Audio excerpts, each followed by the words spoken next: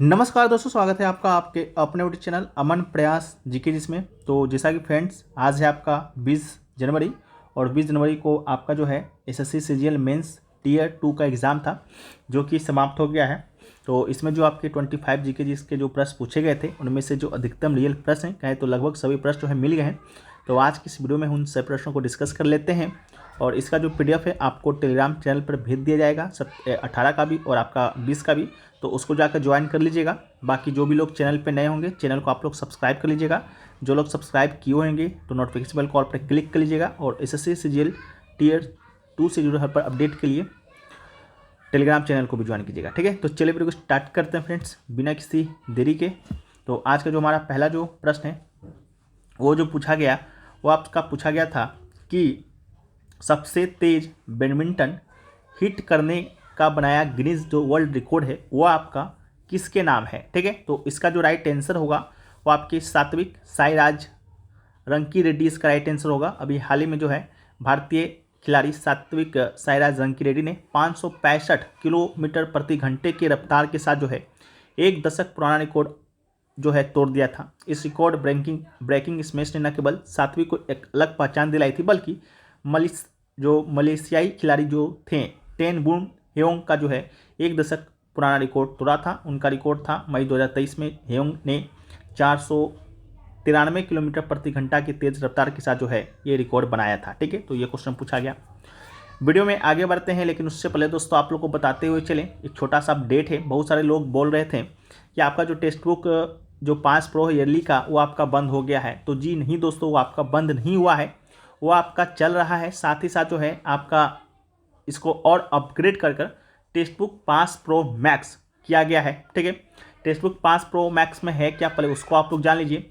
इसमें जो yearly text book 5 pro का जो फीचर है वो तो आपको मिलेगा ही मिलेगा, साथ में जो है आपको यहाँ पर स्टडी नोट्स, बहुत सारे विद्यार्थियों का ये समस्या रहता था कि नोटिफिकेशन तो आ जाता है, एग्जाम का डेट भी निकल जाता है लेकिन हमें स्टडी नोट्स नहीं मिल पाता है पढ़ने के लिए। ठीक है, तो टेक्स्ट बुक 5 प्रो मैक्स में आपका यही फीचर को ऐड किया गया है।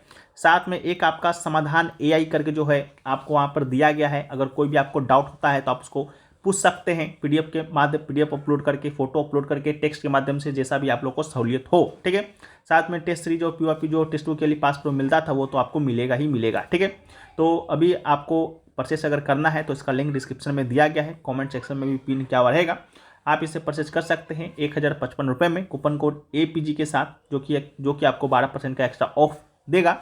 और यहाँ पर आपको एक एग्जाम का नहीं, लगभग भारतवर्ष में जितने भी एग्जाम आप देते हैं या जितने भी एग्जाम होते हैं, चाहे एसएससी का हो, बैंक का हो, रेलवे का हो, डिफेंस का हो, स्टेट लेवल का कोई एग्जाम हो, सारे एग्जाम को आपको यहाँ पर ये सारी चीज़ें आपको यहाँ पर मिल जाती है। तो लिंक डिस्क्रिप्शन में है, कमेंट सेक्शन में पिन है, आप लोग जाकर जो है एक बार चेकआउट कर लीजिएगा। हम लोग वीडियो में आगे बढ़ते हैं। ठीक है, तो हमारा जो नेक्स्ट जो क्वेश्चन जो पूछा गया वो आपसे पूछा गया था amino acid related to sleep and hunger. ठीक है, स्लीप एंड हंगर से रिलेटेड कोई अमीनो एसिड का जो है आपसे नाम पूछा गया था। ठीक है, तो द अमीनो एसिड जो है tryptophan is known as the influence sleep and hunger. ठीक है, इसके अलावा it is the precursor to serotonin which can affect mood and appetite and melatonin which regulate sleep. ठीक है, तो देखिएगा अगर आपका ऑप्शन में ये दिया गया होगा ट्राइप्टोफैन तो ये आपका इसका राइट आंसर हो जाएगा। ठीक है, नेक्स्ट क्वेश्चन जो पूछा गया कि डैश भारत में महात्मा गांधी का पहला सत्याग्रह था। ठीक है, महात्मा गांधी का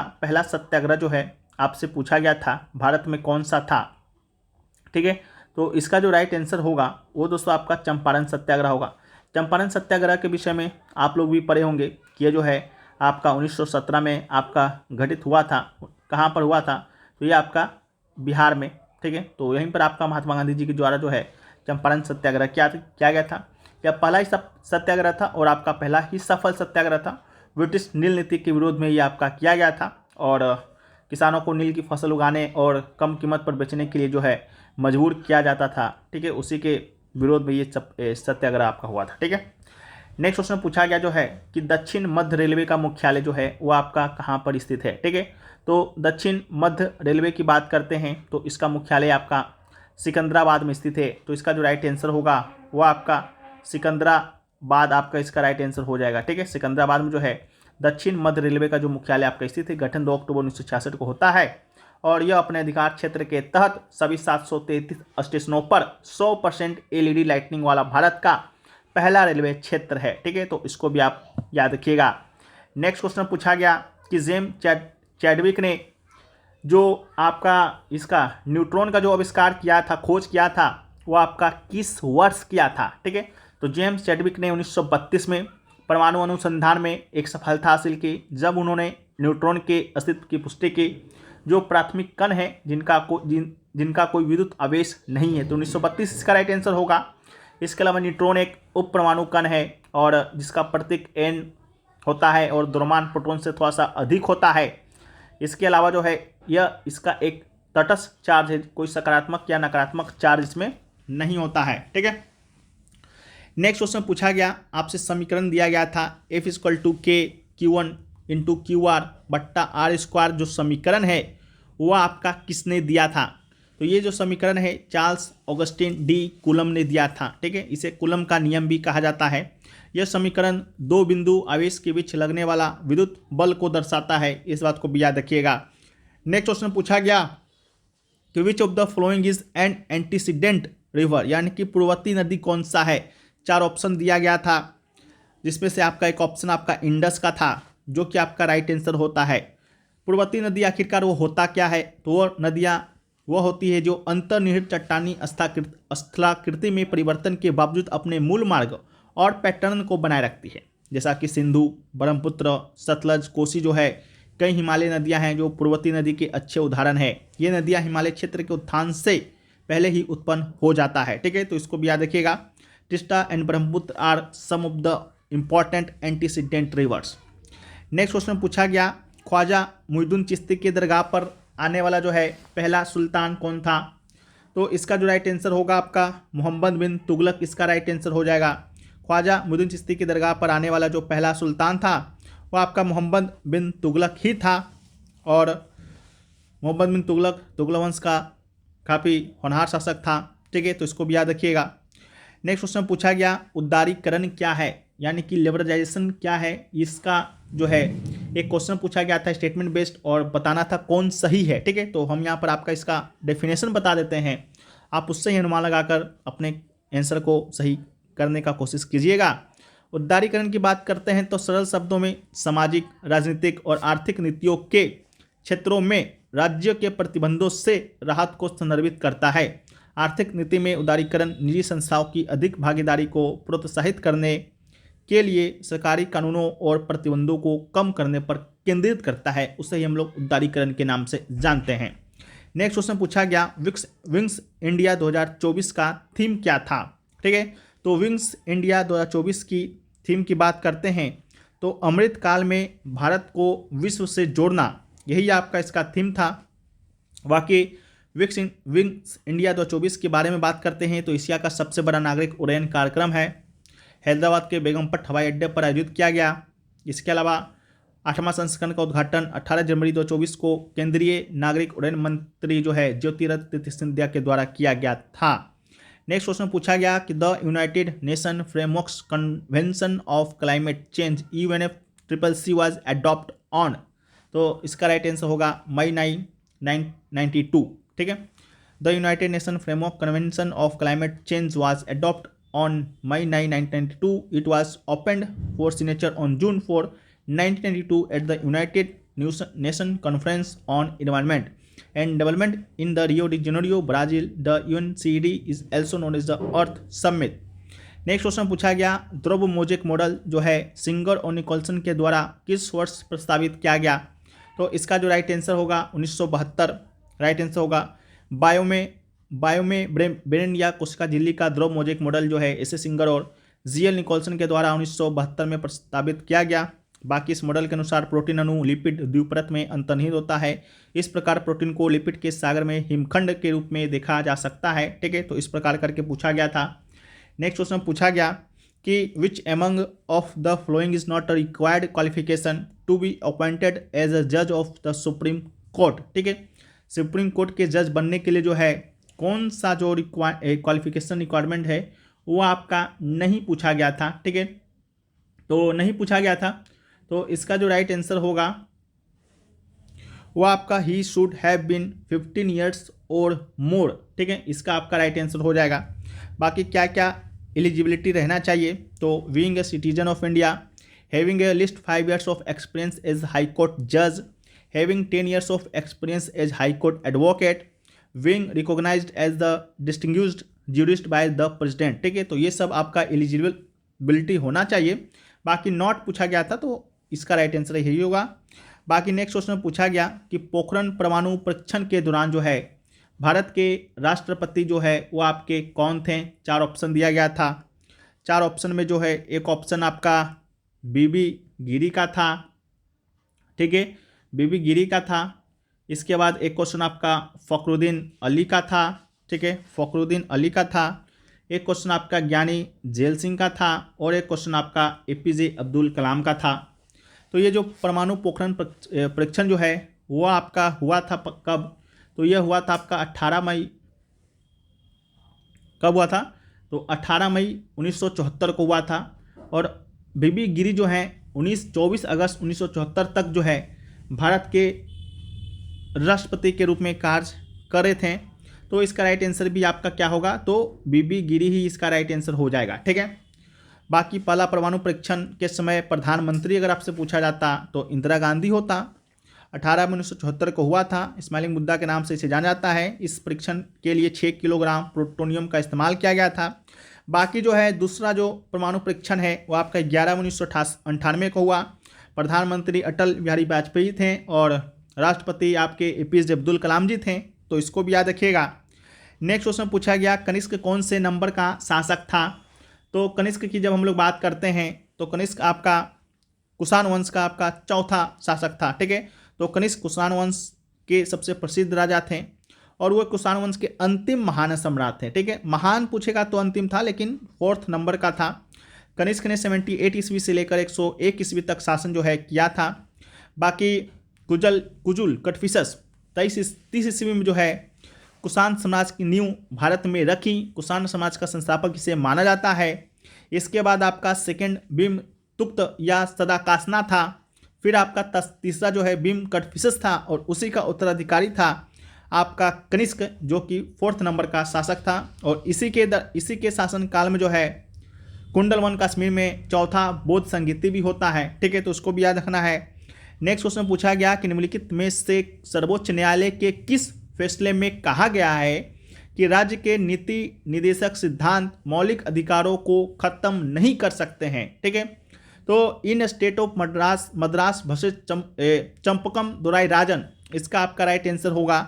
ये जो मद्रास राज्य बनाम चंपकम दोराई राजन जो आपका केस है 1951 में हुआ और सर्वोच्च न्यायालय ने फैसला सुनाया कि मौलिक अधिकारों यानी कि फंडामेंटल राइट्स और निदेशक सिद्धांत यानी डीपीएसपी के जो बीच होगा किसी भी संघर्ष की स्थिति में पूर्व ही मान्य होगा। यह निर्णय था कि जिसके कारण संविधान प्रथम संशोधन 1951 की आवश्यकता पड़ी थी, ठीक है। तो ये क्वेश्चन पूछा गया।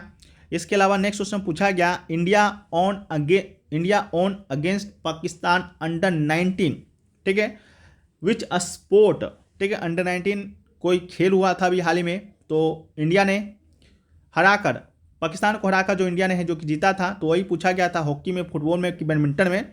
तो इसका राइट आंसर आपका हॉकी होगा कि द इंडियन हॉकी टीम जो है beat Pakistan 5-3 in the final to the men's hockey junior Asia cup 2024 in Muscat Oman, ठीक है, तो यही पूछा गया था। तो हॉकी इसका राइट आंसर होगा, ठीक है। बाकी Araijeet Singh Hundal was in the top form of the Indian while Dilraj Singh scored the other goal. Next question पूछा गया कि which acid test determiner turns litmus to red for acid and blue for base. तो इसका right answer litmus test होगा। A litmus test is used in chemistry to determine if a solution is acidic और basic. During a litmus exam special type of paper is dipped in the liquid being examined. The material is tested using litmus paper which turns red if it's acidic and blue if it's alkaline or basic, ठीक है, तो ये पूछा गया।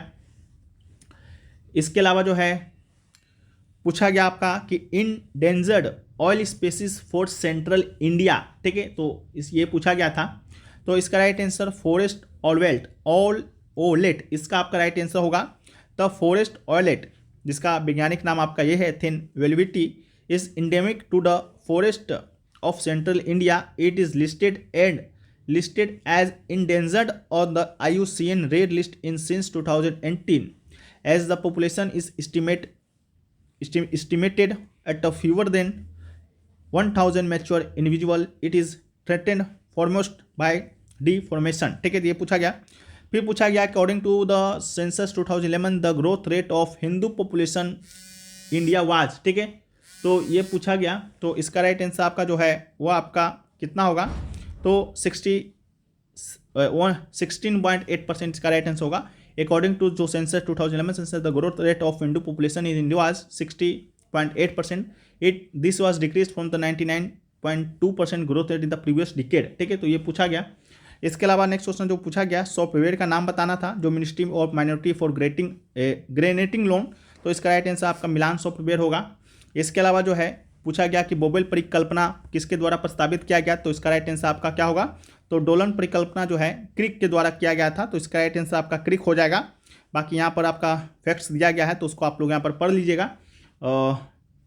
बाकी ये PDF आपको Telegram channel पे चला जाएगा. ठीक है, तो वहाँ से भी आप लोग इसको एक्सेस कर सकते हैं. बाकी एक छोटा सा हम रिव्यू देने का प्रयास करें कि आपका जो आज का एग्ज़ाम था ओवरऑल सारे सब्जेक्टों का कैसा था. तो उसको भी अगर आपके पास 2 मिनट का समय है तो आप इसे सुन लीजिए.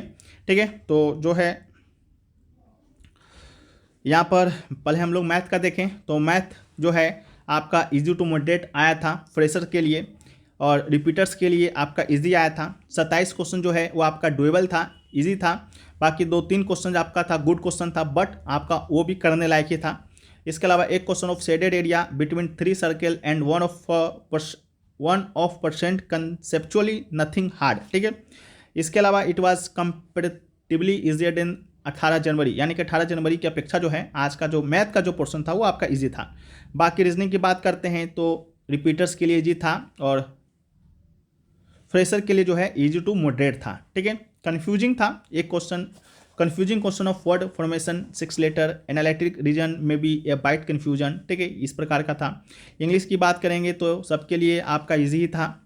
GS की बात करेंगे तो मॉडरेट था सभी के लिए, चाहे और रिपीटर्स हो चाहे आपका पहले जो एग्ज़ाम फर्स्ट टाइमर हो. ठीक है, 13-14 क्वेश्चन आपका डुएबल था. It was comparatively easier then the 18 January but still moderate level का. ठीक है, बाकी कंप्यूटर का जो क्वेश्चन था वो आपका मॉडरेट था. पिछले बार आपका इजी क्वेश्चन पूछा गया था, लेकिन इस बार थोड़ा सा कंप्यूटर का पोर्शन मॉडरेट पूछा गया था. ठीक है, वैसा स्टूडेंट के द्वारा कहना था. बाकी ओवरऑल की बात करेंगे तो section 1 was easy to moderate for fresher, easy for repeaters. Section 2 was moderate for everyone. Overall as per student review this shift seems to be comparatively easier than 18 January, so most probably a student of 18 January will get benefits in normalization. ठीक है, तो ये आपका review था. बाकी video आपको अच्छा लगा है तो वीडियो को लाइक कर दीजिए. चैनल पे अगर आप लोग नए हैं चैनल को सब्सक्राइब कर दीजिए. मिलते हैं हम लोग नेक्स्ट वीडियो में. और टेक्स्टबुक 5 Pro Max अगर आप परचेज करना चाहते हैं तो उसको भी आप लोग कर सकते हैं. लिंक डिस्क्रिप्शन में दिया गया है, कॉमेंट सेक्शन में पिन है. जब तक के लिए जय हिंद फ्रेंड्स, वंदे मातरम.